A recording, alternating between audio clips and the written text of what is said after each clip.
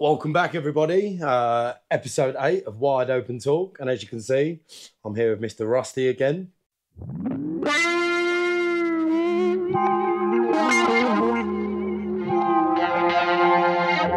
So yeah, thanks for coming back, guys. There's a few of you out there that seem to like our bullshit.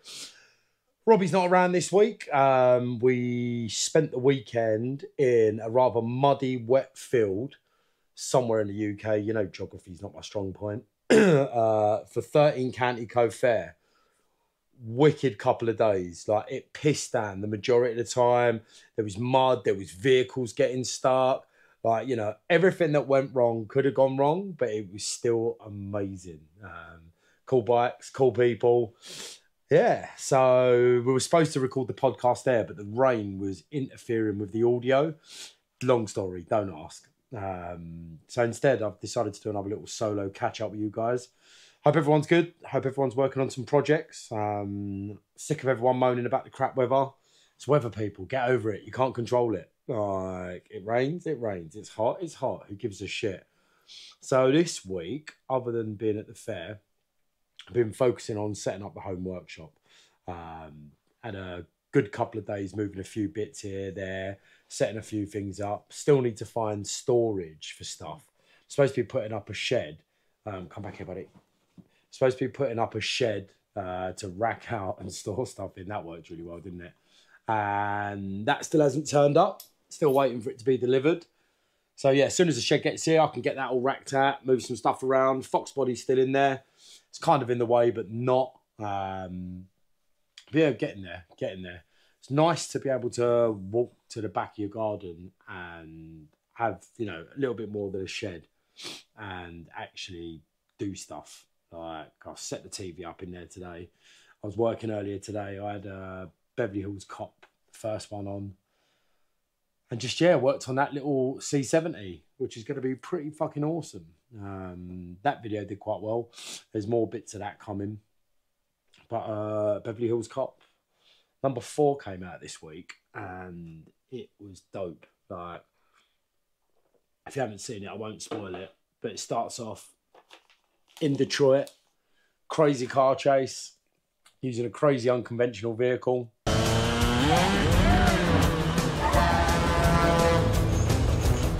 Chasing bad guys with actual Foley. Hell yeah! They call it in, mate. Loads of fun. But that brings me on to say, so after watching it, obviously I was like, oh, they're going to make another one. Of course they are. Like, it was great. Ticked every box. It was perfect. So I went and had a little look.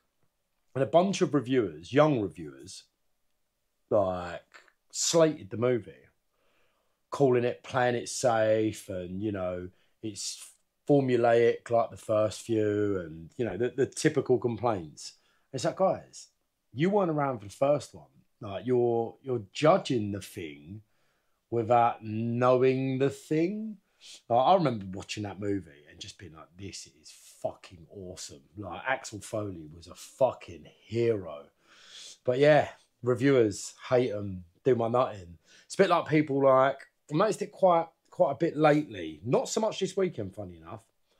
That I ride a 20 grand Harley, so I'm going to rip the piss out of anyone with anything smaller. It's like, nah, man, it's a motorbike. You should love all of it. Like, pay homage to stuff. But yeah, what are you looking at, mister? Right, so we got the C70. I'm waiting. The reason the VM hasn't been in any of the content isn't because I'm bored of it or whatever. It's because I'm waiting for some machining to be done for disc brake. Like, yeah, the disc center was slightly off for the wheel hub we're using. And rather than keep relying on suppliers and all that, telling you, oh, it's this size, it's that size, spending more money, I thought, you know, it only needs, I don't know, what was it, 1.5 mil shaving off the center to slip onto the hub properly. Bolt holes line up, everything else is perfect. All the offsets are good. So yeah, once that's back and fits, I can crack on with the back end. The bike essentially is finished. Like, other than making pretty bits for it and painting it, once that disc goes back in. Oh, and if you don't know what I'm talking about, go check out my Instagram. Once that disc is mated to the wheel, all the spacers have been made, everything lines up, belt lines up. All I need to do is modify the brake bracket, and I just need to shim it out slightly. Don't know how I'm going to do it yet. I say shim it out. I need to bring it out away from the disc, but only on one side, which is weird. Like, I don't know why that's ended up being the thing. So yeah, once that's done, fully rideable. Wiring the rear light, and then paint. Decided to do something with the paint. I'm going to paint the whole thing, barring the clear coat, with rattle cans, but not to say it's not going to be cheaper than painting it like the conventional way. The reason I'm going to do that, I've got access to some kit and some tools, and I've got very talented friends. There's a lot of people out there who want to do these things, but they think you need expensive equipment and big spaces and this and that to do it. And the reason I'm going to do it that way is to prove with a bit of proper prep, taking your time, you know, correcting some errors and mistakes, you can get a banging show quality paint job with rattle cans. Do you know what? I might even, in fact, I'll do the clear coat with rattle cans. It's going to be well expensive, but I'm sure my buddies at ProXL will step in and use their 2K in a can. Wicked stuff. Really, really good stuff. Goes on wet. Dries crystal clear. Flats nicely. Polishes nicely. So I might do the whole thing like that. So that's the VN. Camper van, again, we tested that out this weekend. Performed admirably. And then there's... right, I'll tell the story. So Friday night, I'd consumed some mushrooms, having a wicked night. Like, decided at probably about midnight, I was like, right, way past my bedtime, I'm going to bed. So I get into the camper van and I flop out on the seats. And I was like, right, now, let me pull the bed out the ceiling. So I get up, pull the bed out the ceiling, get out of my jeans, put my shorts on. And as I'm doing that, Mr. Mowgli appears at the door, off his fucking nut. So I'm just checking you're alive. I'm like, I'm alive, bruv. At that point, I was like, you know what, fuck it. Let's go and join the party. So I just get out of the van. Bearing in mind, all day, I've been stepping in and out of that van without having to unlock it once. So I get out of the van and, you know, we all having a laugh, playing some fireworks. Managed to piss some people off, as usual. And about 2 o'clock, I was like, right, definitely done this time. Got a long day tomorrow. Van locked itself. Where was my fob? In my jeans, on the floor in the van. So, Mad Danny, the legend, the human Swiss Army knife, and me and a few other guys spent a best part of an hour and a half, 2 hours, trying to lever the door enough to be able to get... So we managed to get a welding rod in, well, Danny did, but just couldn't hook the handle. So in the end, Andrew, quite wonderfully, bless him, was like, look, man, you got shit to do tomorrow. Crash out in my tent and, yeah, we'll worry about all that tomorrow. So I get in Andrew's tent. I barely slept. I probably slept an hour. Whole time, I wasn't really pissed off. I was just trying to work out why it auto-locked. Like, I think I couldn't get it. Eventually, next day I wake up and I thought to myself, you know, I've got a spare key at home. I phoned my missus, bless her, another legend. And she chucks the spare fob in an Uber. And then Mad Danny drives me down to the main road, which was a mission in and of itself. Get the key, get back in the van. Wicked. Day goes on. Have a wicked day. Meet some cool people. I put a little reel up on Instagram. If you haven't seen it already, go check that out. And so, yeah, we have a wicked day. Again, electrical system in the van is dope. A lot of people said it was overkill. Using the induction hob, 3 kilowatt, used it multiple times. Battery never dipped below 87%. And 600 watts of solar wired in series to a 60 amp charger. I'll put that straight back in, no problem.